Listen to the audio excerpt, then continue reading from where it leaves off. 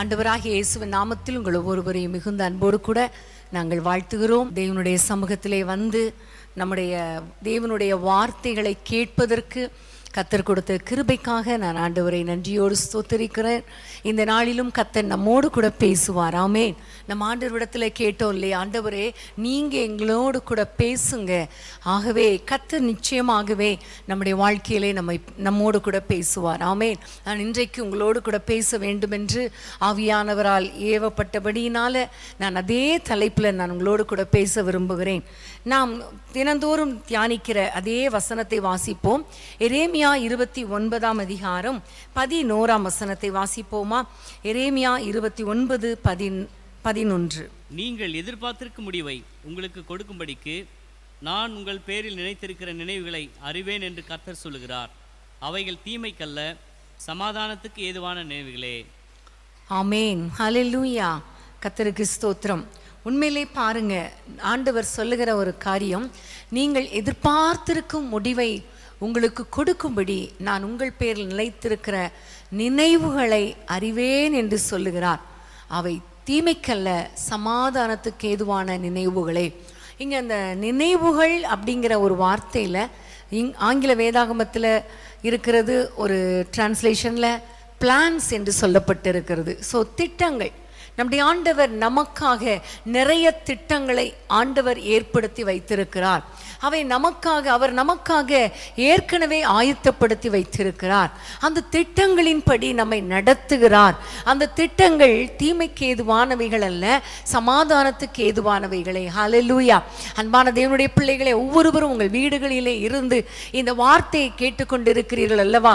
தொடர்ந்து உங்கள் வாழ்க்கையில் ஒரு தேவ திட்டம், உங்களுக்காக வைக்கப்பட்ட தேவ திட்டம், அந்த தேவ திட்டத்துக்கு விரோதமான சத்ருவின் சவால்கள், அதை எதிர்ப்பதற்கு கர்த்தர் நம்ம எப்படி பலப்படுத்துகிறார். இந்த நாளில உங்களோடு கூட கர்த்தர் எப்படி நம்முடைய வாழ்க்கையில அவர் வைத்த திட்டத்தை நிறைவேற்றுகிறார் என்று நான் உங்களோடு கூட பிரசங்கம் பண்ணும் பொழுது உண்மையிலே உங்களை தட்டி எழுப்பும். உங்களை ஆவியானவர் தைரியப்படுத்துவார். உங்களை கர்த்தர் சந்தோஷப்படுத்துவார். உங்கள் குடும்பத்தை கர்த்தர் தைரியப்படுத்துவார் என்பதில் ஒரு சந்தேகமும் கிடையாது. ஆமென். ஒவ்வொருவரை குறித்தும் இந்த செய்தியை யாரெல்லாம் கேட்குறீங்களோ உங்கள் ஒவ்வொருவரை குறித்து தேவன் ஒரு அருமையான ஒரு நல்ல ஒரு பெர்ஃபெக்ட் பிளானை கர்த்தர் வைத்திருக்கிறார். ஆமென். ஹல்லேலூயா. ஒரு அருமையான ஒரு வசனத்தை நம்ம வாசிக்கலாம். 2 ராஜாக்கள் 19 அதிகாரம், 2 ராஜாக்கள் 19 அதிகாரம் 25 வசனத்தை நாம் வாசிக்க கேட்போம். 2 ராஜாக்கள் 19:25.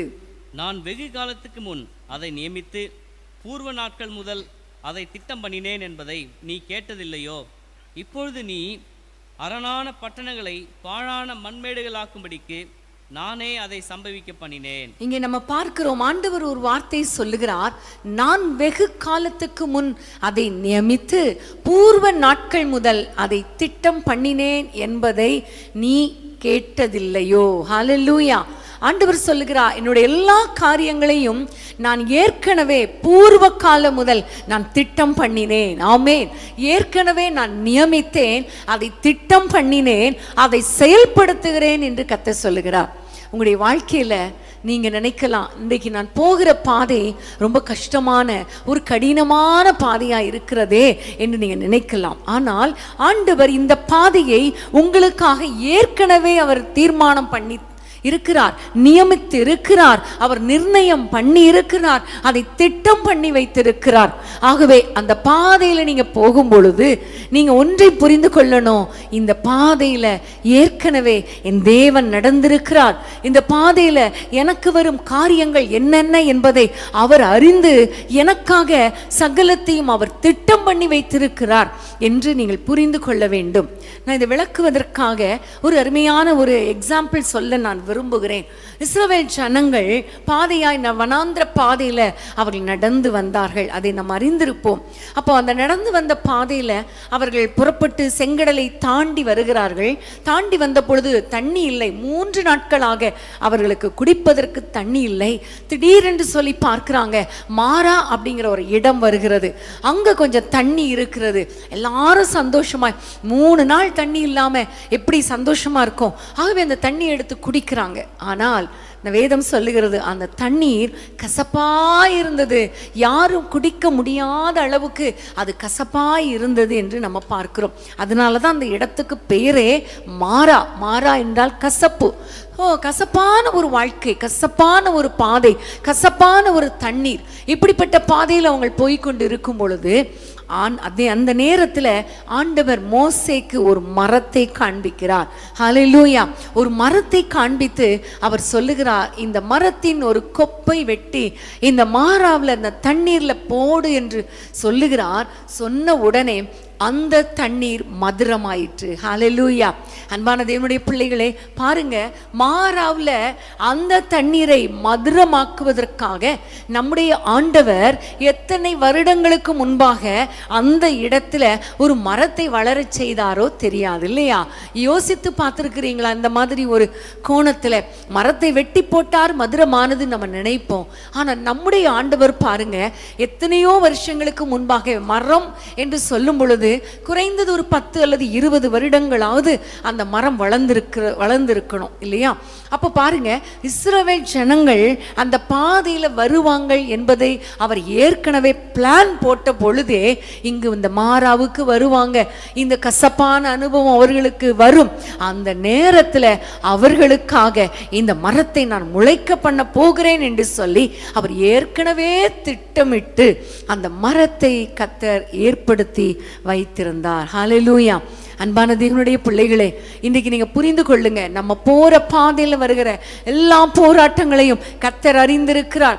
அந்த போராட்டங்களிலே ஒரு சொல்யூஷனை கொடுக்கும்படி அதையும் ஆண்டவர் ஏற்கனவே திட்டமிட்டு வைத்திருக்கிறபடினால நீங்கள் சோர்ந்து போகாதீங்க.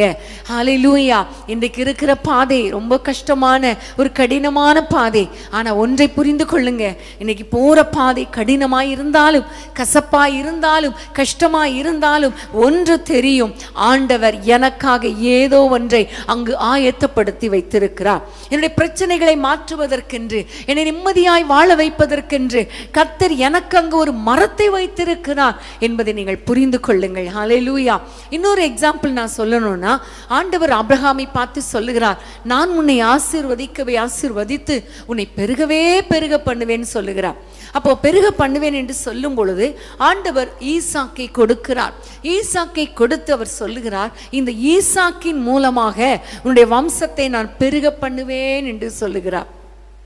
அப்படி சொன்ன ஆண்டவர் வாக்குத்தத்தம் பண்ணப்பட்ட ஈசாக்கையும் கொடுக்கிறார். ஈசாக்கை கொடுத்த பிறகு ஒரே ஒரு காரியம் சொல்லுகிறார், ஆபிரகாமே, நீ உன்னுடைய மகனை, உன்னுடைய நேசகுமாரனை, ஏகபுத்திரனை கொண்டு போய் மோரியா மலையில போய் நீ அவனை பலியிட வேண்டும் என்று சொன்ன பொழுது ஆபிரகாம் ஒரு வார்த்தை கூட பேசல. ஆண்டவரே, இவன் மூலமாகத்தானே என்னுடைய சந்ததியை பெருக பண்ணுவேன் என்று சொன்னீர், அவனையே பலியாக கேட்கிறீரே என்று ஒரு வார்த்தை சொல்லலை. அழகாக அந்த மோரியா மலைக்கு மகனோடு கூட புறப்பட்டு போகிறார். அந்த பலிபிடத்தில் கிடத்துகிறார், வெட்டும்படி கத்தியை ஓங்குகிறார். நம்ம எல்லாருக்கும் தெரியும், ஆண்டவர் சொல்லுகிறார் நிறுத்து என்று சொல்லுகிறார். ஹல்லேலூயா. நிறுத்தின உடனே இந்த ஆபிரகாமால ஆண்டவருக்கு பலி செலுத்தாமல் இருக்க முடியவில்லை. பலிபிடத்தை கட்டிவிட்டால் பலி செலுத்தி ஆக வேண்டும் என்கிற ஒரு வைராக்கியத்தோடு கூட அவன் தன்னுடைய கண்களை ஏறெடுத்து பார்த்த பொழுது அந்த இடத்துல ஒரு தன்னுடைய கொம்புகள் சிக்கி கொண்டதாக இருந்த ஒரு ஆட்டுக்கடாவை அவன் பார்க்கிறான். ஆமென். அந்த ஆட்டுக்குட்டியை பிடித்து அதை பலிபிடத்தில் கிடத்தி பலி செலுத்தியதை நாம் பார்க்கிறோம். அந்த இடத்துல அந்த மோரியா மலையில மக்கள் காணப்பட்டார்களானா? யாருமே காணப்படலை. ஒரு மனிதன் அங்க காணப்பட்டா கூட பலிபிடத்துல ஈசாக்கை கிடத்தி இருக்கும் பொழுது விட்டுருவாங்களா? ஆபிரகாமை யாராவது சும்மா விடுவாங்களா? விட்டுருக்க மாட்டாங்க. ஆனா ஒரு மனிதர்கள் கூட கிடையாது, ஒரு மந்தை கூட கிடையாது, மேய்ப்பர்கள் கிடையாது. ஆனா ஒரே ஒரு ஆட்டுக்குட்டியை மாத்திரம் ஆண்டவர் ஏற்கனவே பிளான் பண்ணி அந்த இடத்துல கொண்டு போய் சேர்த்தார். ஆமென். ஹல்லேலூயா. அன்பான தேவனுடைய பிள்ளைகளே, நீங்க போகிற பாதையை கர்த்தர் ஏற்கனவே அறிந்திருக்கிறார். உங்களுக்காக வெகு காலத்துக்கு முன்பாகவே அவர் திட்டம் பண்ணி இருக்கிறார், அவர் நிர்ணயம் பண்ணி இருக்கிறார். ஆமென். அப்ப வெகு காலத்துக்கு முன்பாகவே என்று சொல்லும் பொழுது சங்கீதத்தில் ஒரு அருமையான ஒரு வசனத்தை நம்ம வாசிக்கலாம். 139 சங்கீதம் 16 வசனத்தை வாசிப்போமா? 139 சங்கீதம் 16 வசனம். என் கருவை உம்முடைய கண்கள் கண்டது, என் அவயவங்களில் ஒன்றாகிலும் இல்லாத போதே அவைகள் அனைத்தும் அவைகள் உருவேற்படும் நாட்களும் உமது புஸ்தகத்தில் எழுதியிருந்தது. ஆமென், ஹல்லேலூயா. இங்க பார்க்கிறோம், சங்கீதக்காரன் சொல்லுகிறார், என் கருவை உம்முடைய கண்கள் கண்டது. ஆமென். எப்ப கண்டதா? உருவான போது இல்ல, அவைகள் உருவாவதற்கு முன்பே, என்னுடைய அவயவங்கள் உருவாவதற்கு முன்பே அவைகள் உருவேற்படும் நாட்களும் உமது புத்தகத்தில் எழுதி இருக்கிறது. ஆமென். ஆண்டவர் சொல்லுகிறாரே, பூர்வ முதல் நான் நிர்ணயம் பண்ணினேன், பூர்வ கால முதல் நான் திட்டம் பண்ணினேன் சொல்லுகிறாரே. எப்பொழுது என்று நம்ம கேட்டா, நம்முடைய அவயவம் உருவாகும் முன்பாகவே, நம்முடைய கரு உருவாகும் பொழுதே, உருவாவதற்கு முன்னே ஆண்டவர் தமது புஸ்தகத்தில் எழுதி வைத்திருக்கிறார். இத்தனை பேர் சந்தோஷமா இருக்கிறீங்க. உங்களை குறித்து நீங்கள் உருவாவதற்கு முன்பே, தாயின் கருவில் உருவாவதற்கு முன்பே கர்த்தர் உங்களை முன்குறித்தார். ஹல்லேலூயா, கர்த்தருக்கு ஸ்தோத்திரம். ஹல்லேலூயா. எரேமியாவை குறித்து அவர் அழகாய் சொல்லுகிறார். எரேமியாவை பார்த்து 1ஆம் அதிகாரம் திருப்பிக் கொள்ளுவோம். 1ஆம் அதிகாரம் 5ஆம் வசனம். எரேமியா 1:5 நாம் வாசிக்க கேட்போமா? எரேமியா 1:5. நான் உன்னை தாயின் வயிற்றில் உருவாக்கும் முன்னே உன்னை அறிந்தேன், நீ கர்ப்பத்திலிருந்து வெளிப்படும் முன்னே நான் உன்னை பரிசுத்தம் பண்ணி உன்னை ஜாதிகளுக்கு தீர்க்கதரிசியாக கட்டளையிட்டேன் என்று சொன்னார். ஆமென். எவ்வளவு அழகான ஒரு வார்த்தை, எவ்வளவு உற்சாகத்தை கொடுக்கிற ஒரு வார்த்தை இல்லையா? ஆண்டவர் எரேமியாவை பார்த்து சொன்ன வார்த்தை நமக்கும் சொந்தம்தான். நம்மை பார்த்தும் அதே வார்த்தை தான் சொல்லுகிறார். நான் உன்னை தாயின் வயிற்றில் உருவாக்கும் முன்னே அறிந்தேன். ஹல்லேலூயா. நீ கர்ப்பத்திலிருந்து வெளிப்படும் முன்னே உன்னை பரிசுத்தம் பண்ணி உன்னை ஜாதிகளுக்கு தீர்க்கதரிசியாக கட்டளையிட்டேன் என்று சொல்லுகிறார். ஹல்லேலூயா. இதை சொல்லும் பொழுதே ஒவ்வொருவருடைய உள்ளத்திலும் எவ்வளோ சந்தோஷம் இல்லையா? கர்த்தர் என்னை நடத்துகிறார், கர்த்தர் எனக்காக இதை ஏற்கனவே திட்டம் பண்ணி விட்டார் என்று நீங்கள் புரிந்து கொள்ளும் பொழுதுதான் கர்த்தர் உங்களுக்காக வைத்த அந்த பாதையின் ரகசியத்தை, அந்த திட்டத்தை குறித்து அழகாக நீங்கள் அறிந்து கொள்ள முடியும். ஆமென். என்னை குறித்து மாத்திரமல்ல, இதை கேட்டுக்கொண்டிருக்கிற உங்கள் ஒவ்வொருவரை குறித்தும் கர்த்தர் ஒரு திட்டத்தை வைத்திருக்கிறார். ஆமென். உங்களுடைய வீட்டில் இருக்கிற அத்தனை பேரை குறித்தும், உங்கள் பிள்ளைகளை குறித்தும், உங்களுடைய வருங்கால சந்ததியை குறித்தும் கர்த்தர் ஒரு திட்டத்தை வைத்திருக்கிறார். ஆமென். அதனால நீங்க ஒரு நாள் சோர்ந்து போகக்கூடாது. என்னை இந்த பாதையில கர்த்தர் நடத்துகிறார் என்றால் அதற்கு ஒரு திட்டம் உண்டு. ஆமென். ஒரு மேன்மையான ஒரு திட்டம் உண்டு என்பதை நீங்கள் கண்டிப்பாக புரிந்து கொள்ள வேண்டும். ஆமென். ஹல்லேலூயா. வேதத்திலே சில தேவ பிள்ளைகள் வாழ்க்கையில நிறைவேறிய தேவ திட்டம், அது எப்படி கர்த்தர் நிறைவேற்றினார், அதிலிருந்து நம்ம அறிந்து கொள்ளக்கூடிய காரியங்கள் என்ன என்பதை குறித்து நான் வேகமாக சில காரியங்களை சொல்ல விரும்புகிறேன்.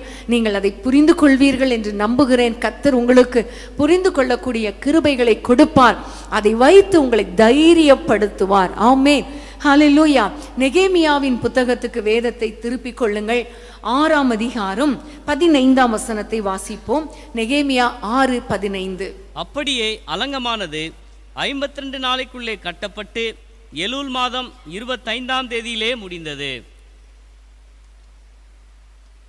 ஆமென். இந்த வசனத்தை நம்ம பார்க்கும் பொழுது, அலங்கமானது 52 நாளைக்குள்ளே கட்டப்பட்டு அது முடிந்தது. ஒரு குறிப்பிட்ட நாள்ல அந்த அலங்கம் கட்டி முடிக்கப்பட்டது. ஆமென். ஹல்லேலூயா. அன்பான தேவனுடைய பிள்ளைகளே, வேதத்திலே ஒரு அருமையான வசனம் உண்டு. ஆபகுக் 2ஆம் அதிகாரம் 3ஆம் வசனத்திலே குறித்த காலத்துக்கு தரிசனம் வைக்கப்பட்டிருக்கிறது. ஆண்டவர் நம்மை குறித்து ஒரு திட்டம் வைத்திருப்பது எவ்வளவு உண்மையோ, அதை குறித்த காலத்துக்கு முன்பாகவே திட்டமிட்டது எவ்வளவு உண்மையோ, அதே போல அந்த தரிசனம் குறித்த காலத்துக்கு வைக்கப்பட்டிருக்கிறது, இன்னும் வைக்கப்பட்டிருக்கிறது. ஹல்லேலூயா. திரும்ப நான் உங்களுக்கு சொல்ல விரும்புகிறேன், நம்முடைய ஆண்டவர் நம்மை குறித்து ஒரு தரிசனத்தை, திட்டத்தை வைத்திருக்கிறார்.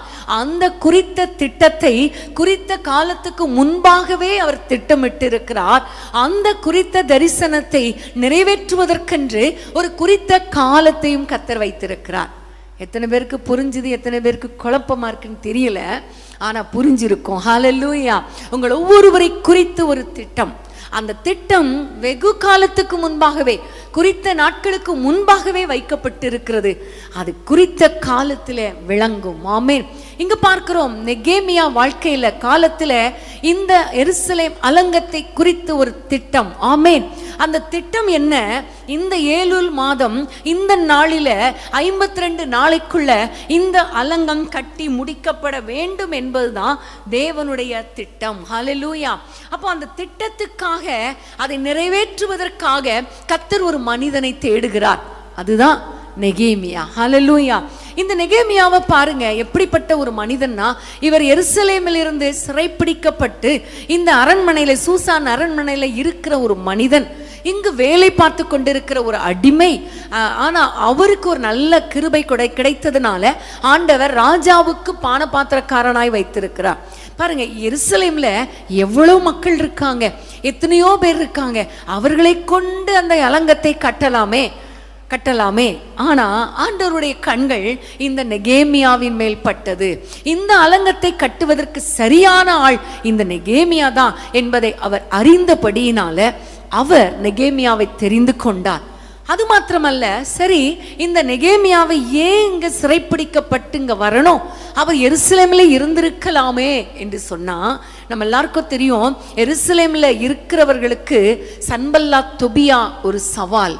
அவர்களால் அந்த சன்பல்லாத் தொபியாவாகிய சத்துருவை எதிர்க்க முடியாது. அதனாலதான் ஆண்டவர் இந்த நெகேமியாவை இந்த அரண்மனைக்கு கொண்டு வந்து அவருக்கு ஒரு பலனை கொடுத்து, ராஜ பலனை கொடுத்து, ராஜாவுடைய சப்போர்ட்டை கொடுப்பதற்காகத்தான் ஆண்டவர் ஏற்கனவே அவரை இந்த அரண்மனைக்கு கொண்டு வந்தார். அது மாத்திரமல்ல, இந்த அலங்கம் கட்டப்படுவதற்கு நிறைய மரங்கள் தேவை, பொருட்கள் தேவை. இவை எல்லாவற்றையும் இந்த ராஜா கொடுக்க வேண்டும் என்பதற்காகவே ஆண்டவர் இந்த நெகேமியாவை ஏற்கனவே சிறைப்பிடித்து அரண்மனைக்கு கொண்டு வந்தார். அதுவும் பாருங்க, எவ்வளோ அழகா அரண்மனையில கொண்டு போய் எங்கேயோ ஒரு வேலையில போடல, இந்த நெகேமியாவை ராஜாவுக்கு பானபாத்திரக்காரனாய் மாற்றுகிறார். காரணம் என்ன தெரியுமா? ஒவ்வொரு நாளும் இந்த ராஜாவுக்கு பானங்களை குடிப்பதற்கு, அந்த ட்ரிங்க்ஸ் கொடுக்க வேண்டியது இவனுடைய கடமை. அப்ப ஒவ்வொரு நாளும் கிட்ட போய் கொடுக்கணும், ஒவ்வொரு நாளும் ராஜாவுடைய முகத்தை அவன் பார்க்கணும். அதனாலதான் இந்த நெகேமியாவுடைய துக்க முகத்தை ராஜா கண்டுபிடிக்க முடிந்தது. பாருங்க, அப்போ ஆண்டவர் எப்படிப்பட்டவர், தன்னுடைய திட்டத்தை நிறைவேற்றுவதற்கு அந்த எருசலேம் அலங்கத்தை குறித்த நாள்ல, குறித்த நேரத்துல அதை முடித்து கொடுப்பதற்காக ஆண்டவர் பல வருஷங்களுக்கு முன்பாகவே நெகேமியாவை எருசலேமில் இருந்து இந்த சூசான் அந்த அரண்மனைக்கு கர்த்தர் கொண்டு போய் அங்க அவருக்கு ஒரு ராஜா பக்கத்துல ஒரு வேலை கொடுத்து, அது நிமித்தமாக ராஜாவுடைய கண்கள்ல தயவு கிடைக்க வைத்து, ராஜாவுடைய ஆர்டர் கிடைக்க வைத்து, ராஜாவுடைய அந்த ஸ்ட்ரென்த் கிடைக்க வைத்து, உதவி கிடைக்க வைத்து, பொருட்கள், எல்லா மரங்கள் எல்லாவற்றையும் கொடுத்து ஒரு ராஜ மரியாதையோடு, ராஜ பாதுகாப்போடு அவர் எருசலேமுக்கு வருகிறார். ஆமென்.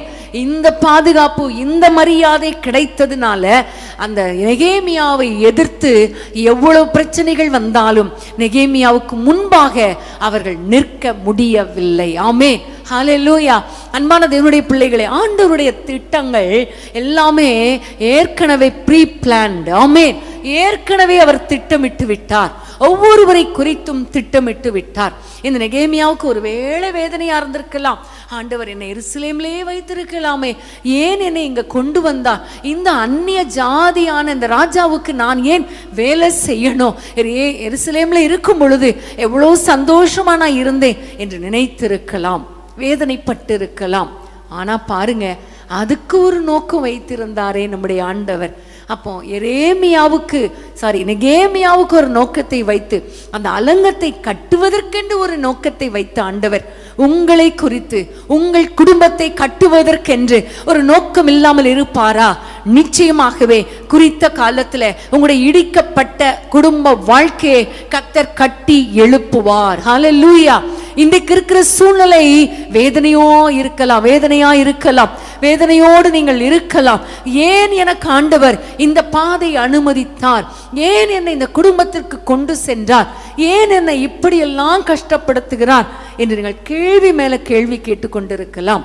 ஆனா ஒன்றை புரிந்து கொள்ளுங்கள், உங்களை குறித்து கர்த்தர் ஒரு திட்டத்தை வைத்திருக்கிறார். ஒரு குறித்த திட்டத்தை வைத்திருக்கிறார். குறித்த காலத்துக்கென்று அந்த திட்டத்தை வைத்திருக்கிறார். அதை குறித்த காலத்துக்கு முன்பாகவே அவர் நிர்ணயம் பண்ணிவிட்டார். ஆமென், ஹல்லேலூயா. ஆகவே இன்னைக்கு நீங்க சோர்ந்து போகாதீங்க.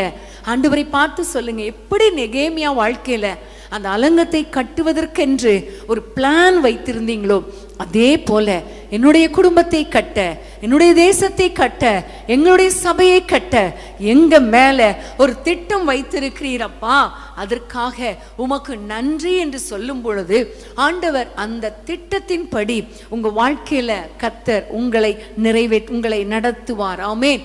அப்படி அவர் தம்முடைய திட்டத்தின்படி நடத்தும் பொழுது சன்பல்லா தொபியா வரலாம், ஆனால் யாருமே உங்களை தடை பண்ண முடியாது. அந்த திட்டம் நிச்சயமாகவே நிறைவேறும். அது கண்டிப்பாக நிறைவேறும். குறித்த காலம் வந்த பொழுது அந்த அலங்கம் கட்டி முடிக்கப்பட்டது. ஆனா அதற்கு இடையில எவ்வளவு சவால்கள், எவ்வளவு நிந்தனைகள், எவ்வளவு அவமானங்கள். ஆனால் இந்த நெகேமியாவை கொண்டு கர்த்தர் செய்த திட்டம், நிர்ணயித்த திட்டம், கர்த்தர் அதை செய்து முடித்தார். ஆமென், ஹல்லேலூயா. உங்களுடைய வாழ்க்கையில கர்த்தர் ஒரு திட்டத்தை செய்து முடிப்பதற்காக ஆண்டவர் பெரிய காரியங்களை செய்வார். அது வாசிக்கும் பொழுது நெகேமியாவை சூசான் அரண்மனையில் இருந்து கர்த்தர் கொண்டு வந்து இந்த எருசலேமுக்கு கொண்டு வந்து தான் நினைத்த காரியத்தை செய்து முடித்தார் என்று சொல்லும் பொழுது வேதத்தில் ஒரு அருமையான வசனம் எனக்கு ஞாபகத்துக்கு வருகிறது. ஏசாயா தீர்க்கதரிசியின் புத்தகம் 46ஆம் அதிகாரம் 10-11 வசனத்தை நம்ம வாசிக்கலாமா? ஏசாயா 46 10-11 வசனங்கள். அந்தத்தில் உள்ளவைகளை ஆதி முதற்கொண்டும் இன்னும் செய்யப்படாதவைகளை பூர்வ காலம் முதற்கொண்டும் அறிவிக்கிறேன். என் ஆலோசனை நிலை நிற்கும், எனக்கு சித்தமானவைகள் எல்லாம் செய்வேன் என்று சொல்லி உராய்ஞ்சுகிற ஒரு பட்சியை கிழக்கிலிருந்தும் என் ஆலோசனை நிறைவேற்றும் மனுஷனை தூர தேசத்திலிருந்தும் வரவழைக்கிறவராயிருக்கிறேன். அதை சொன்னேன், அதை நிறைவேற்றுவேன். அதை திட்டம் பண்ணினேன், அதை செய்து முடிப்பேன். அதை திட்டம் பண்ணினேன், அதை செய்து முடிப்பேன். ஆமென். ஆண்டவர் சொல்லுகிறார், என்னுடைய ஆலோசனை நிறைவேற்றுவதற்காக, என்னுடைய திட்டத்தை செய்வதற்காக, என்னுடைய சித்தத்தை செய்து முடிப்பதற்காக ஒரு மனிதனை தூர தேசத்திலிருந்து நான் வரவழைக்கிறவராய் இருக்கிறேன். ஹல்லேலூயா, ஹல்லேலூயா. அன்பான தேவனுடைய பிள்ளைகளே, உங்க வாழ்க்கையில என்னென்ன திட்டங்களை கர்த்தர் ஏற்கனவே அந்தத்திலே ஆதியிலே கர்த்தர் பூர்வத்திலே நிர்ணயம் பண்ணினாரோ அந்த திட்டத்தை செய்து முடிப்பதற்காக உங்களுக்காக தூர தேசமாய் இருந்தாலும் எந்த பகுதியிலே இருந்தாலும் மனிதர்களை வரவழைக்கிற தேவன் நம்முடைய ஆண்டவர். ஆமென். உங்களுக்காக, உங்கள் வாழ்க்கையில தேவ திட்டம் நிறைவேறுவதற்காக. ஆமென். இன்னைக்கு நீங்க சோர்ந்து போகாதீங்க. ஒருவேளை நினைக்கலாம், எனக்கு உதவி செய்ய யாருமே இல்லையே, எப்படி என்னுடைய வாழ்க்கையில தேவ திட்டம் நிறைவேறும் என்று நீங்க நினைக்கலாம். ஆனா ஒன்றை புரிந்து கொள்ளுங்க, உங்களுக்கென்று கர்த்தர் குறித்த அந்த தேவ திட்டம் கண்டிப்பா நிறைவேறும். ஆமென். உங்களை கொண்டுதான் கர்த்தர் நிறைவேற்றுவார். அதற்காக ஆண்டவர் எதை வேண்டுமானாலும் செய்வார், யாரை வேண்டுமானாலும் கொண்டு வருவார், எந்த நேரத்திலும் அவர் செய்து முடிப்பார். எப்படிப்பட்ட சவால்களையும் நீங்கள் மேற்கொள்ள ஆண்டவர் உங்களுக்கு கிருபை பாராட்டுவார். ஆமென், ஹல்லேலூயா. கர்த்தருக்கு ஸ்தோத்திரம். இந்த நேரத்தில் இன்னொரு காரியத்தை நம்ம தியானிக்க போகிறோம். வேதத்துல தான் எவ்வளோ காரியங்கள் இருக்கு. தேவ திட்டம்னு பாருங்களேன். ஒவ்வொருவர் வாழ்க்கையில வந்த தேவ திட்டங்களை நீங்க பார்க்கும் பொழுது அவ்வளவு ஆச்சரியம். ஆரம்பத்தில் இருந்து அவ்வளோ ஆச்சரியமான காரியங்கள். ஆதாமை குறித்த தேவ திட்டம், ஏவாளை குறித்த தேவ திட்டம் இருந்தது. ஆனா அது நிறைவேறாமல் போய்விட்டது. பிரியமான தேவனுடைய பிள்ளைகளை, இதை நான் சொல்லும் பொழுது உங்களுடைய வாழ்க்கையில தேவ திட்டம் நிச்சயமா நிறைவேறும். ஆனா அந்த திட்டத்தை நிறைவேற்ற முடியாதபடிக்கு பிசாசு பல சவால்களை கொண்டு வரலாம், தந்திரமாய் நுழையலாம். ஆனால் பிசாசுக்கு இடம் கொடுப்பதும் இடம் கொடாதிருப்பதும் யார் கையில இருக்கிறது? நம்ம கையில தான் இருக்குது. ஆமென். நம்முடைய திட்டத்தை எந்த மனிதனாலும் அதை நிறைவேற்ற முடியாமல் போக முடியாது. திட்டத்தை மாற்ற முடியாது. எந்த சத்துருவாலும் நம்ம மேல ஆண்டவர் வைத்த திட்டத்தை, நோக்கத்தை மாற்ற முடியாது. ஆனா ஒரே ஒருவரால் தான் முடியும், அது நம்மால தான் முடியும். நம்ம அந்த திட்டத்துக்கு இடம் கொடாமல் இருந்தால், சத்துருவுக்கு இடம் கொடுத்து விட்டால் தேவ திட்டம் நிறைவேறாமல் போய்விடும். ஆமென், ஹல்லேலூயா, கர்த்தருக்கு ஸ்தோத்திரம். இந்த நேரத்தில் இன்னொரு வசனத்தை நம்ம வாசிக்கலாம். எஸ்தர் 8ஆம் அதிகாரம், எஸ்தர் 8ஆம் அதிகாரம் 16ஆம் வசனம். எஸ்தர் 8:16. இவ்விதமாய் யூதருக்கு வெளிச்சமும் மகிழ்ச்சியும் களிப்பும் கனமும் உண்டாயிற்று. திரும்ப வாசிப்போமா? இவ்விதமாய் யூதருக்கு வெளிச்சமும் மகிழ்ச்சியும் களிப்பும் கனமும் உண்டாயிற்று. ஆமென், ஹல்லேலூயா. இங்க பார்க்கிறோம், யூதருக்கு வெளிச்சம், களிப்பு, மகிழ்ச்சி உண்டாக வேண்டும் என்பது தேவனுடைய திட்டம். ஆமென், ஹல்லேலூயா. யூதர்கள் என்றாலே தேவனுடைய பிள்ளைகள், தேவனுடைய வாக்குத்தத்தம் பண்ணப்பட்ட பிள்ளைகள் தான் யூதர்கள். அவரை துதிக்கிற பிள்ளைகள், ஒரு சந்ததி, அவரை சேவிக்கும் தலைமுறை தலைமுறையாக ஆண்டவருடைய சந்ததி என்று சொல்லப்படுமே, அதுதான் யூதருடைய சந்ததி. ஹல்லேலூயா. யூதர்கள் என்றாலே நம்ம எல்லாருக்கும் தெரியும், அந்த யூத வம்சத்துல தான், அந்த யூத சந்ததியின் வழியாகத்தான் ஏசப்பா அந்த உலகத்துக்கே பிறந்தார். ஆமென். இந்த யூதருக்கு மகிழ்ச்சியும் சந்தோஷமும் உண்டாக வேண்டும் என்பதுதான் தேவனுடைய திட்டம். ஆமென். இன்னும் நீங்க பாத்தீங்கன்னா 17ஆம் வசனத்தை வாசிப்போம். 17ஆம் வசனத்தின் கடைசி பகுதி. ராஜாவின் வார்த்தையும் அவருடைய கட்டளையும் போய் சேர்ந்த எல்லா நாடுகளிலும் எல்லா பட்டணங்களிலும் யூதர்களுக்குள்ளே அது மகிழ்ச்சியும் களிப்பும் விருந்துண்டு கொண்டாடும் நல்ல நாளுமாய் இருந்தது. யூதருக்கு பயப்படுகிற பயம் தேசத்து ஜனங்களை பிடித்ததினால் அவர்களில் அநேகர் யூத மார்க்கத்தில் அமைந்தார்கள். யூதருக்கு களிப்பு, மகிழ்ச்சி, சந்தோஷம் அது ஒரு பக்கம். இன்னொரு பக்கம் யூதருக்கு பயப்படுகிற பயம் தேசத்து ஜனங்களை பிடிக்க வேண்டும். இது இரண்டாவது தேவனுடைய திட்டம். ஆகவே அனைவரும் யூத மார்க்கத்தில் வர வேண்டும் என்பது மூன்றாவது தேவனுடைய திட்டம். ஆமென். இன்றைக்கு கூட நம்ம எல்லாரும் தேவ பிள்ளைகளாகி நம்ம எல்லாரும் சந்தோஷமாய் மகிழ்ச்சியா இருக்க வேண்டும் என்பது தேவ திட்டம். தேவனுடைய பிள்ளைகளுக்கு பயப்படும் பயம் மற்றவர்களுக்கு இருக்க வேண்டும் என்பது தேவ திட்டம். நம்மை குறித்து ஒரு பயம் மற்றவர்களுக்கு இருக்கணும். இன்னொரு பக்கம் நம்மை பார்த்து அவர்கள், மற்றவர்கள் தேவன் பக்கம் திரும்ப வேண்டும் என்பது தேவனுடைய திட்டம். ஹல்லேலூயா. ஸோ இந்த மூன்று திட்டங்களும் நம்முடைய வாழ்க்கையில நடக்கணும், யூதர்களுடைய வாழ்க்கையில இருக்க வேண்டும் என்பது தேவனுடைய திட்டம். ஆனா அந்த யூதருடைய வாழ்க்கையில நடந்தது என்னன்னு பார்த்தீங்கன்னா 3ஆம் அதிகாரம் 15ஆம் வசனத்தை வாசிப்போமா? 3:15. அந்த அஞ்சக்காரர் ராஜாவின் உத்தரவினால் தீவிரமாய் புறப்பட்டு போனார்கள். அந்த கட்டளை சூசான் அரண்மனையில் பிறந்தது. ராஜாவும் ஆமானும் குடிக்கும்படி உட்கார்ந்தார்கள். சூசான் நகரம் கலங்கிற்று. யூதர்கள் மகிழ்ந்து களி கூற வேண்டும் என்பது தேவ திட்டம். ஆனால் இந்த சூசான் நகரம் முழுவதும் கலங்கிற்று. அதில் இருந்த அத்தனை யூதர்களும் வேதனைப்பட்டார்கள். மொர்தெகாய் வஸ்திரத்தை கிழித்து கொண்டு அழுதான். ஒரு யூத மக்களுக்கு இடையிலே ஒரு பெரிய கூக்குரல் உண்டாயிற்று, ஒரு கலக்கம் உண்டாயிற்று. காரணம் நமக்கு தெரியும். இந்த ஆமான் தந்திரமாக ராஜாவினிடத்தில் பேசி அந்த யூத ஜனங்களை கொலை செய்ய வேண்டும் என்று ஒரு திட்டத்தை போட்டு விட்டான். எப்பொழுதுமே பாருங்க, யூத மக்களுக்கு விரோதமாக சாத்தான் அடிக்கடி திட்டங்களை போட்டுக்கொண்டே தான் இருப்பான். ஏன்னா அவனுக்கு தெரியும் அவர்கள் மேல கர்த்தர் ஒரு திட்டம் வைத்திருக்கிறார். ஆமென். அன்பான தேவனுடைய பிள்ளைகளை, உங்க வாழ்க்கையில ஏன் அடிக்கடி சாத்தான் டிஸ்டர்ப் பண்ணுகிறான், ஏன் உள்ள நுழைகிறான்னா ஒன்றை புரிந்து கொள்ளுங்கள், உங்க மேல கர்த்தர் ஒரு திட்டத்தை வைத்திருக்கிறார். ஆமென். நான் முதல்ல சொன்னது மாதிரி என்னுடைய வாழ்க்கையில கர்த்தர் எனக்கென்று ஒரு திட்டத்தை வைத்ததுனாலதான் என்னை கருவிலேயே என்னை அழிக்க பார்த்தான், சிறு வயதிலேயே என்னை அழிக்க பார்த்தான். ஆமென், ஹalleluya.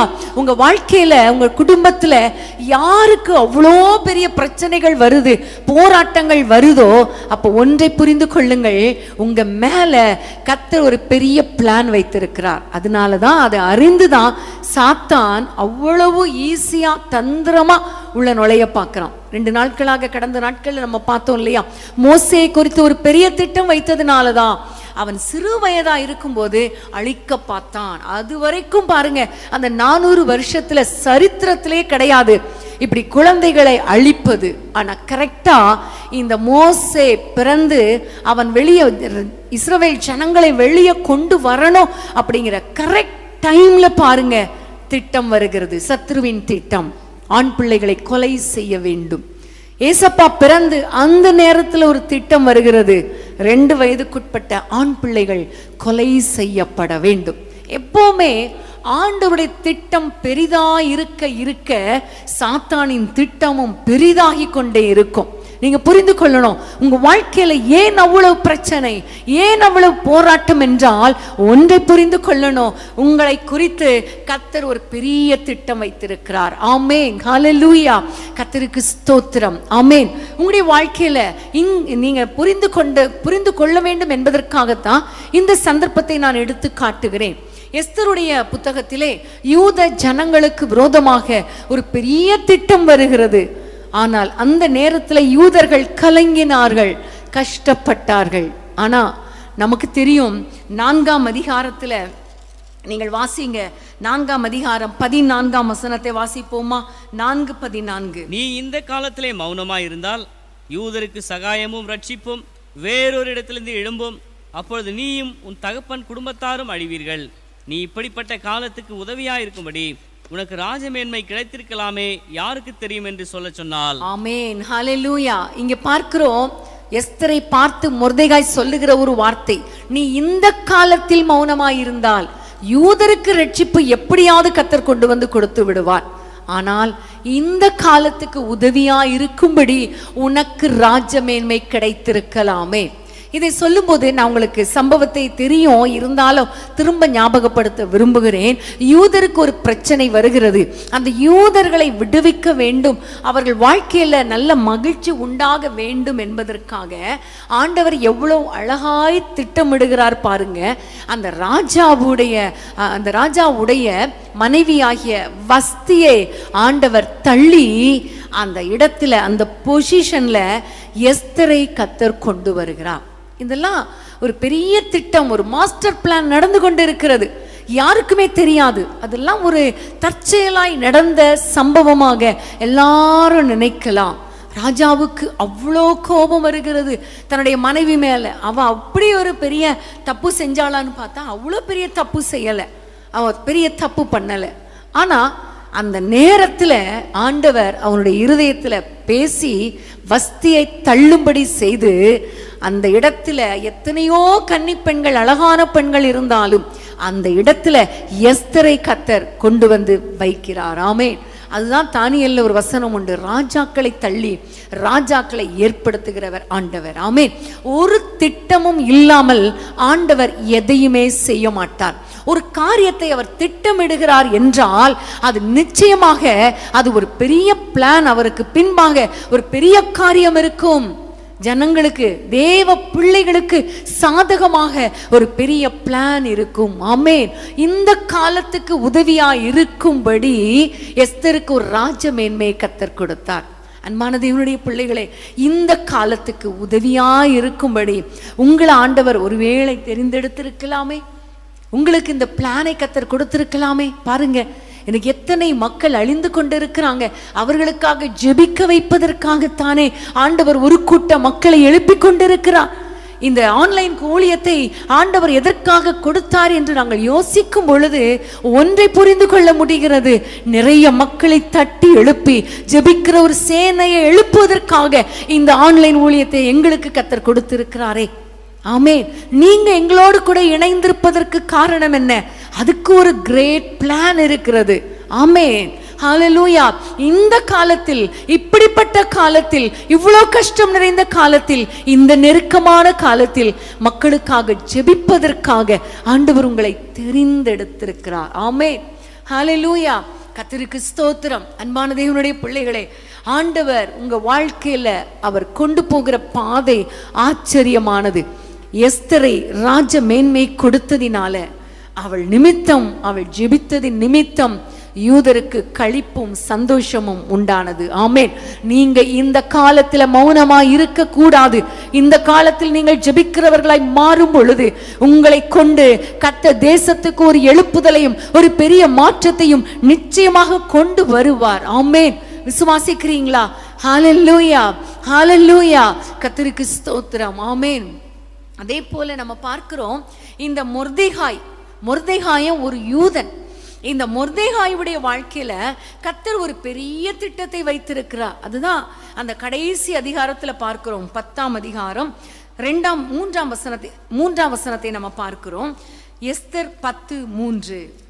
யூதனாகிய மொர்தெகாய் ராஜாவாகிய அகாஸ்வேருக்கு இரண்டாவதானவனும் யூதருக்குள் பெரியவனும் தன் திரளான சகோதரருக்கு பிரியமானவனுமாய் இருந்ததும் அன்றி, தன் ஜனங்களுடைய நன்மையை நாடி தன் குலத்தாருக்கெல்லாம் சமாதானம் உண்டாக பேசுகிறவனுமாய் இருந்தான். ஆமென். இந்த மொர்தெகாயை குறித்து கர்த்தர் வைத்த திட்டம் என்ன தெரியுமா? அகாஸ்வேரு ராஜாவுக்கு அடுத்த பொசிஷன், செகண்ட் பொசிஷன். ஹalleluya. யூதர்கள் எல்லாருக்கும் தலைவன். ஆமென்.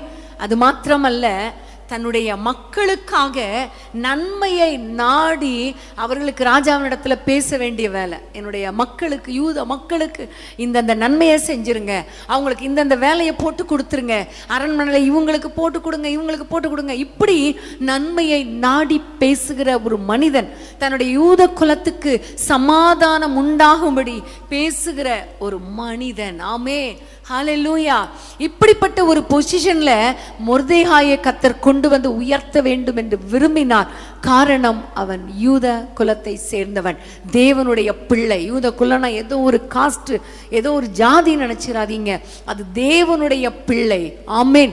யாக்கோபுக்கு 12 பிள்ளைகள் இருந்தாலும் அதுல யூத குலத்தை கர்த்தர் விசேஷப்படுத்தினார். காரணம், அந்த சந்ததியில ஆண்டவர் பிறந்தார். ஆமென். யூதாவில் இருந்து ஒரு செங்கோல் உண்டாகும், யூதாவில் இருந்து ஒரு ஆளுகிறவர் தோன்றுவார் என்பது தீர்க்க தரிசனம். அதனாலதான் இந்த யூத குலத்தை கர்த்தர் அழகாய் நேர்த்தியாய் நடத்தி கொண்டிருக்கிறார். காரணம், ஒரு திட்டம், மேசியாவை குறித்த ஒரு திட்டம் இந்த யூத குலத்துல. ஹalleluya. அன்பான தேவனுடைய பிள்ளைகளே, ஆண்டவரை பற்றி நாம் மற்றவர்களுக்கு சொல்வதற்கு, மற்றவர்களுக்காக நன்மைகளை நாடி அவர்களுக்காக தேவனிடத்தில் பரிந்து பேசுவதற்காக நம்மை கர்த்தர் உயர்த்தும்படி கர்த்தர் நமக்கென்று ஒரு திட்டத்தை வைத்திருக்கிறார். ஹalleluya. மறந்து போயிடக்கூடாது. பைபிள் வசனங்களெல்லாம் படிக்கும் பொழுதெல்லாம் சைட் பை சைடு உங்களை வைக்கணும். எனக்கு என்ன, மொர்தெகாய்க்கு இப்படி, எனக்கு என்ன. ஆமென். மொர்தெகாயை கர்த்தர் எப்படி உயர்த்தினார் பாருங்க. அவர் உயர்த்தினது நிமித்தம் அவர் நன்மை உண்டாக, சமாதானம் உண்டாக பேசிக்கொண்டிருந்தார். இன்னைக்கு நீங்க நன்மை உண்டாக பேசுறீங்களா? சமாதானம் உண்டாக பேசுறீங்களா? இல்ல நான் குடும்பத்துல குழப்பத்துக்காக பேசுறீங்களா? அவங்களை அழிச்சிருங்க ஆண்டவரே, உங்களை வெட்டிருங்க ஆண்டவரேன்னு பேசுறீங்களா? இல்ல, உங்களை குறித்து ஒரு திட்டம் வைத்திருக்கிறார். என்ன திட்டம்? நீங்க மக்களுக்காக பரிந்து பேசி கொண்டிருக்க வேண்டும். மக்களுக்கு நன்மை வருவதற்காக பரிந்து பேசணும். ஆனா இந்த திட்டத்தை அறிந்த ஆமான் சத்துரு அவனை எப்படியாவது கொலை செய்ய வேண்டும் என்று அவன் திட்டம் தீட்டினான். 5ஆம் அதிகாரத்தில் உங்களுக்கு தெரியும், இந்த மொர்தெகாயை கொலை செய்ய வேண்டும் என்பதற்காக ஒரு தூக்கு மரத்தை உண்டாக்கினான். அவனுடைய மனைவி சொல்லுகிறாள், அவன் யூத குலமானால் நீர் அவரை மேற்கொள்வதில்லை. மனைவி சுரேஷ் பெரிய பெரிய திட்டங்களை போட்டு கொடுக்கிறார், அவர் குட்டி பிசாசு மாதிரி போட்டு கொடுக்கிறார். ஆனாலும் அவள் சொல்லுகிறாள், அந்த மொர்தெகாய் யூத குலமானால் மேற்கொள்ள முடியாது. ஆமென். இன்னைக்கு நீங்க உங்களை குறித்து சொல்லுங்க, நான் தேவனுடைய பிள்ளையானால் சத்துரு எனக்கு விரோதமாக திட்டங்களை தீட்டலாம், ஆனால் மேற்கொள்ள முடியாது. ஆண்டவர் சொல்லுகிறாரே, உனக்கு விரோதமாக ஆயுதங்கள் உருவாக்கப்படும், ஆனால் மேற்கொள்ள முடியாது. யாக்கோபுக்கு விரோதமாக மந்திரவாதம் வரும், குறி சொல்லுதல் வரும், ஆனால் அது பலிப்பதில்லை. ஹல்லேலூயா, கர்த்தருக்கு ஸ்தோத்திரம். ஆமென். உங்களை குறித்து, உங்கள் ஒவ்வொருவரை குறித்து என்றைக்கு நீங்க ஆண்டவரை ஏற்றுக்கொண்டீர்களோ, அல்லது உங்கள் தாயின் வயிற்றில் உருவாகும் முன்பே உங்களை குறித்து கர்த்தர் ஒரு திட்டம் வைத்திருக்கிறார். அந்த திட்டத்தை அறிந்து அதை செயல்பட விடாமல் தடுக்கும்படி சாத்தானும் செயல்பட்டு கொண்டிருக்கிறார். அதுதான் உங்களுக்கு தொடர்ந்து சொல்லிக்கொண்டே வருகிறேன். ஒரு பெரிய திட்டம் ஆமான் போடுகிறான். எப்படியாவது தூக்கு மரத்துல கொண்டு போய் போட்டுறணும். கரெக்டா சம்பவம் தெரியும், ரொம்ப வேகமா நான் பேசி முடிக்க விரும்புகிறேன். கரெக்டா அந்த ராஜாவுடைய அறையில வந்து இந்த ஆமான் மொர்தெகாய்க்கு விரோதமாக பேச வேண்டும் என்று நினைக்கிற அந்த டைம்ல, அந்த நேரத்துல ஆண்டவர் மொர்தெகாய்க்காக பேசினார். ஆமென். ராஜாவிடத்துல ஒரு புதிய திட்டத்தை கொடுத்தார். இவன் மொர்தெகாய்க்காக ஒரு திட்டம் போட்டுட்டு வந்தான். ஆனா ஆண்டவர் மொர்தெகாய்க்காக வேறு பிளானை வைத்திருந்தார். ஆமென். அந்த பிளான் என்ன? தீமைக்கு ஏதுவானவைகள் கிடையாது, சமாதானத்துக்கு ஏதுவானவைகளே. ஹல்லேலூயா. யாரெல்லாம் தேவனுடைய பிள்ளைகளா இருக்கிறீங்களோ, உங்களுக்காக சாத்தான் தீமைக்கு ஏதுவான பிளானை போடுவான், ஆனால் ஆண்டவர் அந்த தீமையை நன்மையாய் மாற்றுவார். ஆமென். ஹல்லேலூயா, ஹல்லேலூயா. இந்த மொர்தெகாய்க்காக ஒரு பெரிய பிளான், ஆனா அந்த மொர்தெகாய்க்காக கர்த்தர் அற்புதங்களை செய்தார். ஆமென்.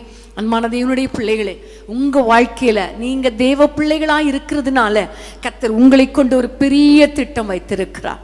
அந்த திட்டத்துக்கு விரோதமாக சாத்தான் எவ்வளவு போராடினாலும், உயிரையே எடுக்கணும்னு நினைச்சாலும் கர்த்தர் அனுமதிக்காமல் ஒன்றும் முடியாது. ஆமென். ஹல்லேலூயா. யோபுக்கு உண்டான எல்லாவற்றையும் அவன் எடுத்தான், ஆனா ஆண்டவர் சொல்லிட்டா ஜீவனை தொடக்கூடாது. ஆமென். உங்களையும் குறித்து கர்த்தர் வைத்த திட்டங்கள் நிறைவேறுகிற வரைக்கும் நம்முடைய ஜீவனை எடுக்க எந்த சத்துருக்கும் இடமே கிடையாது, எந்த ஆக்சிடென்ட்டுக்கும் இடம் கிடையாது. ஆமென். நம்புங்க, என்னை கொண்டு கர்த்தர் ஒரு திட்டம் வைத்திருப்பாரே, ஆனால் அதை செய்து முடித்த பிறகுதான் பரலோகத்துக்கு நான் என்னை எடுப்பார். ஆமென். ஹல்லேலூயா. கர்த்தருக்கு ஸ்தோத்திரம். இந்த நேரத்தில் இன்னொரு காரியத்தை நான் உங்களுக்கு சொல்லி ஜெபிக்க விரும்புகிறேன்.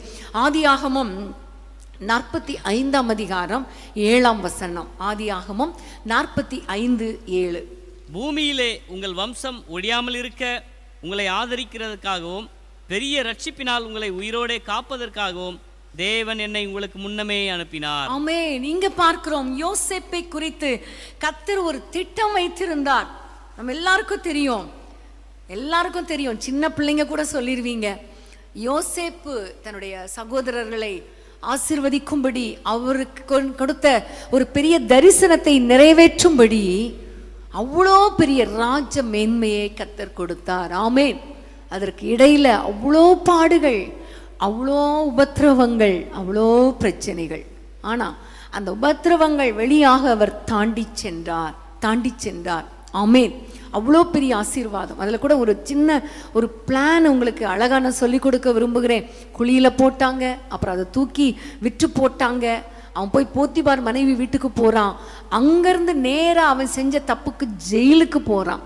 அந்த ஜெயிலுக்கு போகும்போது கூட அவன் ஆண்டவர் எப்படி கொண்டு போய் எந்த ஜெயிலில் கொண்டு போய் வச்சா தெரியுமா?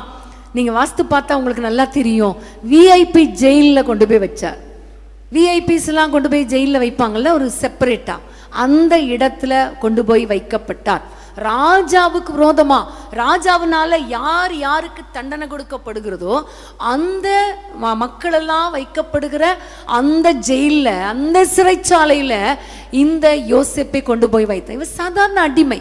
இவர் அந்த ஜெயில கொண்டு வந்து வைக்க வேண்டிய அவசியமே கிடையாது, ஆனா கொண்டு வந்து வைத்தார். ஏன் தெரியுமா? அங்கதானே பானபாத்திரக்காரன் வருவான், அங்கதானே ராஜாவினால அங்க போடப்பட்ட சுயம்பாகி வருவான். அப்பதானே அந்த சொப்பனங்களை சொல்ல முடியும். வேற எங்கேயாவது ஒரு ஜெயில போட்டிருந்தா இவங்களை மீட் பண்ண முடியாது, ராஜாவுக்கு ஒரு கனெக்ஷன் வராதே. எவ்வளவு ஆண்டவர் பாருங்க, எவ்வளவு அழகா திட்டமிட்டு அவர் செயல்படுகிறார். ஆமென். அப்ப நான் ஒரு நாள் ஆண்டவரிடத்துல கேட்ட பொழுது, ஆண்டவரே, இவ்வளோ பெரிய யோசேப்பை கர்த்தர் ஆசீர்வதித்தீர், அவ்வளோ பெரிய ஆசீர்வாதத்தை கொடுத்தீர், எகிப்து தேசம் முழுமைக்கும் நீர் ஆசீர்வதித்தீரே, ஆனா நீர் இந்த யோசேப்பின் வம்சத்துல வரலையப்பா. யூதா வம்சத்துல தானே நீங்க வந்தீங்கன்னு கேட்கும்போது ஆண்டவர் எனக்கு அழகாய் கற்றுக் கொடுத்த வசனம் தான் இது. பூமியிலே உங்கள் வம்சம் ஒழியாமல் இருக்க உங்களை ஆதரிப்பதற்காகவும் உங்களை இரட்சிப்பினால் உங்களை உயிரோடே காப்பதற்காகவும் என்னை உங்களுக்கு முன்னே அனுப்பினார். யோசேப்பை இப்படி உயர்த்துறதுக்கு காரணம் என்ன? இந்த யாக்கோபின் சந்ததியில் இருக்கிற யூதா வம்சத்தை பாதுகாப்பதற்காக. ஹல்லேலூயா. இந்த யூதா வம்சம் ஒளிந்து போக கூடாது. யோசேப்பு வம்சம் ஒளிஞ்சு போனாலும் மற்ற எந்த வம்சம் ஒளிந்து போனாலும் பிரச்சனை இல்லை. ஆனா யூதா வம்சத்தை குறித்து கர்த்தர் ஒரு திட்டம் வைத்திருக்கிறார். வெகு காலத்துக்கு முன்பாகவே, பூர்வ நாட்களுக்கு முன்பாகவே அவர் வைத்த திட்டம், யூதாவில் இருந்து ஒரு செங்கோல் எழும்பும். ஆமென். யூதா வம்சத்துல ஏசப்பா பிறக்கணுங்கிறது தேவ திட்டம். அந்த யூதா வம்சத்தை உயிரோட காப்பதற்காக, அந்த வம்சம் பூமியிலே இராதபடிக்கு, அது ஒளிந்து போகாமல் இருக்கும்படிக்கு அவர்களை ஆதரிக்க யோசேப்பை கர்த்தர் உயர்த்தினார். ஆமென். ஹல்லேலூயா. அன்பான தேவனுடைய பிள்ளைகளே, ஆண்டவருடைய பிள்ளைகளாய், ஆண்டவரை வெளிப்படுத்துகிற சந்ததியாய், ஹல்லேலூயா, அவருடைய துதியை சொல்லி வருகிற சந்ததியாய் நீங்களும் நானும் இருக்கும்படியாகத்தான் கர்த்தர் இந்த உலகத்திலே நம்மை ஆதரித்து வைத்திருக்கிறார். நமக்கு உயிரோட காப்பாற்றி வைத்திருக்கிறார். ஒரு நோக்கம் இல்லாமல் நம்மை உயிரோட கர்த்தர் வைக்கவில்லை. நம்மை உயிரோட வைப்பதற்காக மற்றவர்களை ஒரு கருவியாக கர்த்தர் பயன்படுத்துகிறார். யூதாவை ஆதரிப்பதற்காக யோசேப்பை கர்த்தர் பயன்படுத்தி, எவ்வளவு பெரிய மாஸ்டர் பிளான் இல்ல ஆண்டவருடைய பிளான். ஹல்லேலூயா. இன்னைக்கு சோர்ந்து போகாதீங்க, எனக்கு என்ன நினைக்காதீங்க.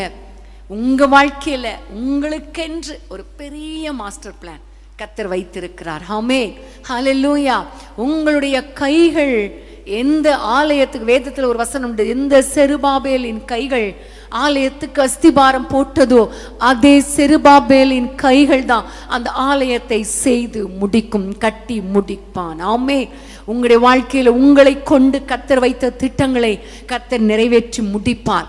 உங்களுக்கென்று வைத்த, உங்களில் ஆரம்பித்த அந்த நற்கிரியைகளை அந்நாள் வரைக்கும் காத்துக்கொள்ள அவர் வல்லமை உடையவராய் இருக்கிறார். ஆமென். ஹல்லேலூயா. உங்களுக்கென்று குறித்ததை கர்த்தர் உங்கள் மூலமாய் நிறைவேற்றி முடிப்பார். ஆமென். உங்களுக்கென்று வைத்த திட்டத்தை, பூர்வ நாட்களுக்கு முன்பாகவே நியமித்த திட்டத்தை உங்கள் மூலமாக குறித்த காலத்துல செய்து முடிக்கிற தேவன் நம்முடைய தேவன். ஆமென். எல்லாரும் கண்களை மூடி ஆண்டவரை நோக்கி அப்பா உமக்கு நன்றின்னு சொல்லுவோமா? எல்லாரும் கரங்களை உயர்த்தி பிடித்து கொள்ளுங்க. அப்பா, இன்னைக்கு இந்த செய்தியை கேட்க வைத்ததுக்கும் ஒரு நோக்கம் உண்டு. ஆமென். இப்போ ஒருவேளை நீங்கள் நேரலையில் எங்களோடு இணைந்திருக்கலாம். ஒரு சிலர் இப்பொழுது நீங்கள் பிறகு இதை பார்த்து கொண்டிருக்கலாம். எப்படி ஆனாலும் தேவனுடைய மாஸ்டர் பிளான்ல நீங்க இருக்கிறீங்க.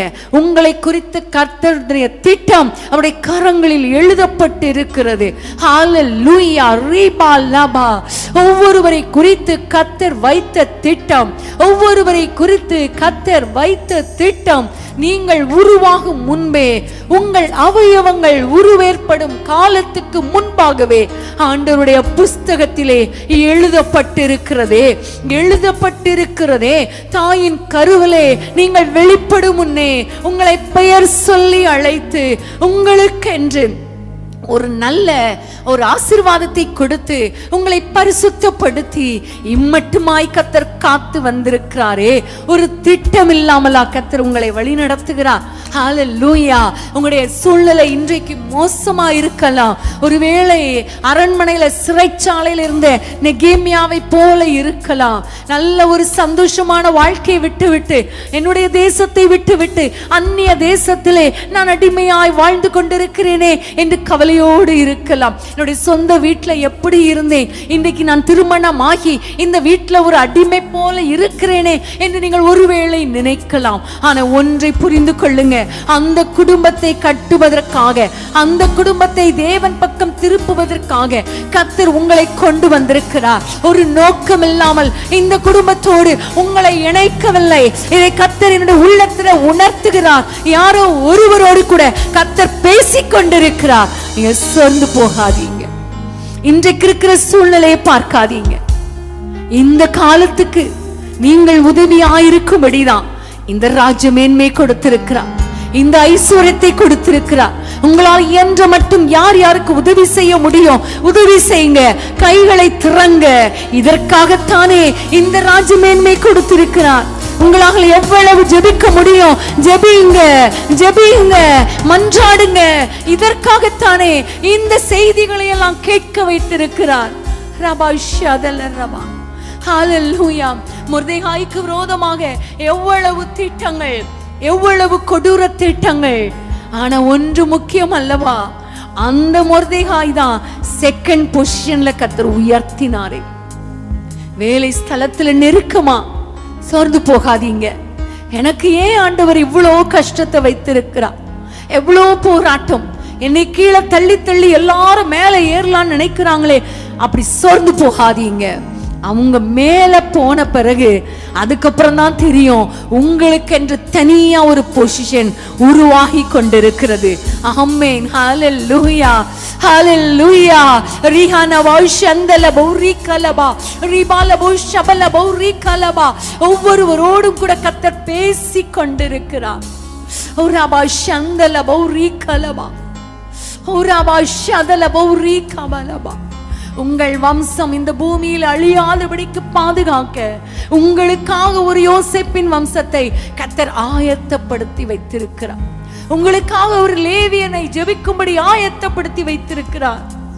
உங்களுக்காக மன்றாடுவதற்கு தேவ ஊழியர்களை கர்த்தர் ஏற்படுத்தி வைத்திருக்கிறார். காரணம், நீங்களும் நானும் பிரகாசிக்கணும், நீங்களும் நானும் கிறிஸ்துவை வெளிப்படுத்தணும், நீங்களும் நானும் கர்த்தருக்காக எழும்பி பிரகாசிக்க வேண்டும். ஹல்லேலூயா, ஹல்லேலூயா. அதனால தானே தாயின் கருவிலேயே உங்களை அவர் தெரிந்து கொண்டார். தாயின் கருவிலேயே உங்களை தெரிந்து கொண்டார். ரெண்டு பேரை பார்த்து சொல்லுவோமா, என்னுடைய சுவாசம் இருக்கும் வரைக்கும் உண்மையை ஆராதிப்பேன். அந்த பாடலை நம்ம எல்லாம் பாடலாமா? எல்லாம் சேர்ந்து பாடலாமா? தாயின் கருவில் உருவாகும் பேர் சொல்லி அழைத்தவர் நீரே. தாயினும் மேலாக அன்பு வைத்து நீர் எனக்காக ஜீவன் தந்தீரே.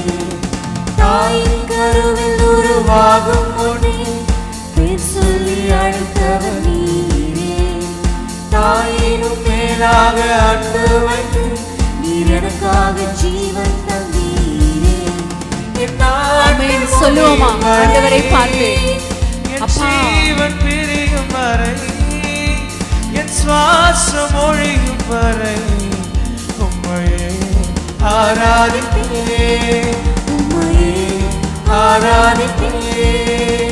என் நாட்கள் முடியும். ஆமென். சொல்லுங்க, அப்பா எனக்கு நீ கொடுத்த ஜீவன் எதற்காக?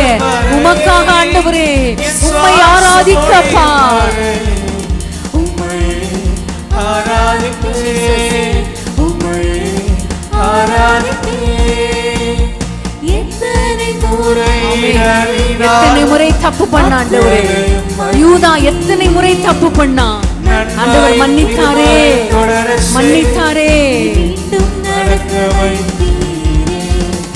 எத்தனை முறை அறினாலும் அத்தனையும் மன்னித்தீரே. நன்மையும் கிருபையும் தொடர செய்து மீண்டும் நடக்க வைத்தீரே.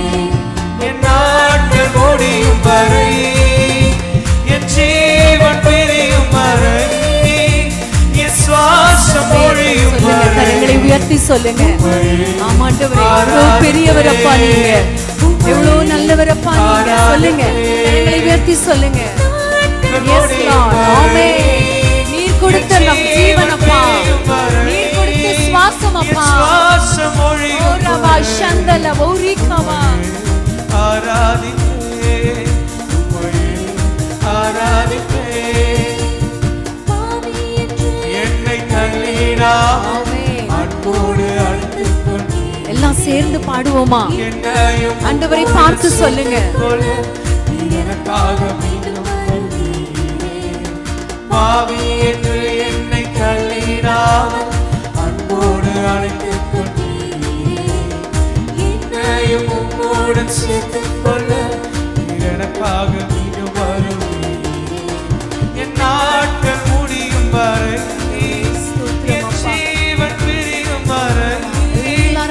அர்ப்பணிச்சிருங்க. ஆண்டவரிடத்தில் அர்ப்பணிச்சிருங்க. உங்க திட்டம் நிறைவேற என்னை அர்ப்பணிக்கிறேன் ஆண்டவரே. உங்க சித்தம் நிறைவேற என்னை அர்ப்பணிக்கிறேன் ஆண்டவரே.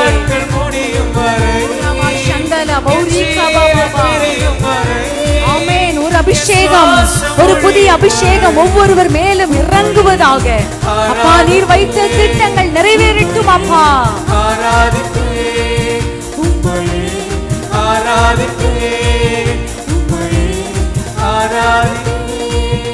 ஆமென். ஹல்லேலூயா. உமக்கு நன்றி தகப்பனே. ஆண்டவரே, உமக்கு நன்றி தகப்பனே. உம்முடைய பிள்ளைகளை கொண்டு நீர் செய்ய நினைத்த ஒன்றும் தடைப்படாது என்று நாங்கள் அறிந்திருக்கிறோம் அப்பா. உம்முடைய பிள்ளைகளை ஆசீர்வதிப்பீராக. அவர்களை உயர்த்துவதற்கென்று ஒரு நேரம் வைத்திருக்கிறீர் அப்பா. அவர்களை உயர்த்துவதற்கென்று ஒரு பிளான் வைத்திருக்கிறீர் அப்பா. உம்முடைய பிள்ளைகளுக்காக எதை வேண்டுமானாலும், எப்படி வேண்டுமானாலும், யாரை கொண்டாகிலும் நீ செய்து முடிக்கிற தேவன் அல்லவா. உம்முடைய பிள்ளைகளை வழி நடத்துவீராக. உம்முடைய சித்தத்தின்படி உம்முடைய பிள்ளைகளை நடத்துங்க. உம்முடைய திட்டம் உம்முடைய பிள்ளைகள் வாழ்க்கையில நிறைவேறட்டும் அப்பா. உம்முடைய கரத்திலே தாழ்த்தி ஒப்பு கொடுக்கிறோம். ஒவ்வொருவரையும் ஆசீர்வதிங்க. ஒவ்வொருவரும் எரிந்து பிரகாசிக்கட்டும் கர்த்தாவே. அப்பா, உமக்கு நன்றி. உம்முடைய பிள்ளைகள் உம்மிடத்திலே மன்றாடுகிறவர்களாக, மக்களுக்காக பரிந்து பேசுகிறவர்களாக, ஆண்டவரே அவர்கள் உயர்த்தப்படட்டும். அலங்கங்களை கட்டுகிறவர்களாக உயர்த்துவீராக நாங்கள் ஜெபிக்கிறோம் அப்பா. ஆண்டவரே, உமக்கு நன்றி. உம்முடைய பிள்ளைகள் வாழ்க்கையில பெரிய காரியங்களை செய்யுங்க ஆண்டவரே. இன்றைக்கு நீர் எங்களோடு கூட பேசினீர், எங்களை தட்டி எழுப்பினீர், எங்களை தைரியப்படுத்தினீர். அதற்காக உமக்கு ஸ்தோத்திரம் அப்பா. கோடி ஸ்தோத்திரம். இயேசுவின் நாமத்தில் ஜெபிக்கிறோம் பிதாவே. ஆமென், ஆமென், ஆமென். ஹல்லேலூயா. கர்த்தருக்கு ஸ்தோத்திரம். ஆண்டவர் உங்களோடு கூட பேசினார், உங்களை தைரியப்படுத்தினார், உங்களை திடப்படுத்தினார். உங்களை கொண்டு பெரிய காரியங்களை நம்முடைய தேசத்திலும் குடும்பத்திலும் செய்ய போகிறார். ஹல்லேலூயா. கர்த்தருக்கு ஸ்தோத்திரம். இயேசு சந்திக்கிறார் அந்த யூடியூப் சேனல்ல இன்னைக்கு புதிதாக நீங்க வந்தவங்க அதை சப்ஸ்கிரைப் பண்ணுங்க. அநேகருக்கு நீங்க இதை வெளிப்படுத்துங்க, தெரியப்படுத்துங்க, ஷேர் பண்ணுங்க.